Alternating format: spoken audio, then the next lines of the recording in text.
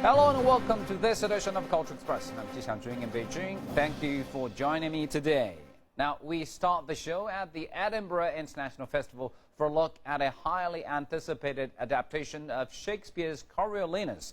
It's the first Shakespeare play produced by the Beijing People's Art Theatre, and its European premiere has created quite a stir.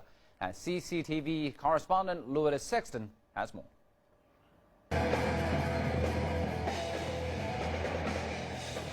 Shakespeare, heavy metal and Mandarin are not words that one would normally associate with each other. But China's leading stage director Lin Zhaohua have mixed all of these in his experimental version of Shakespearean play, The Tragedy of Coriolanus, attracting thousands to the play's European premiere in Edinburgh. Crowds are flocking in here behind me for the opening night of The Tragedy of Coriolanus, and we're keen to hear what they expect from this show. I'd like something different, something boisterous, energetic and loud, I think.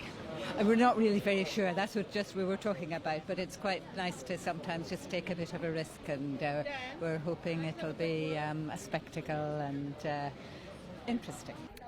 At a press conference before the show, the play's director Lin Zhaohua praised the forward thinking of the Edinburgh International Festival for bringing the play here. Supporters of the show say this is a great chance to showcase Chinese work overseas. It's changing so much, so quickly. We know we in China, I suppose, you have so many Western groups going over to China, importing what they have. Well, it is time, I think, for China to be able to bring out to the rest of the world to show what they can do. The play reinterprets Shakespeare's tragedy Coriolanus with a unique twist.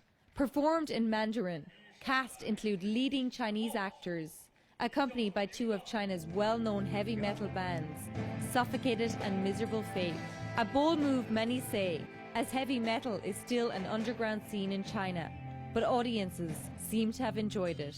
They were magnetic, and the music worked amazingly. So it was incredibly beautiful and wonderfully acted. Yeah, I absolutely loved it.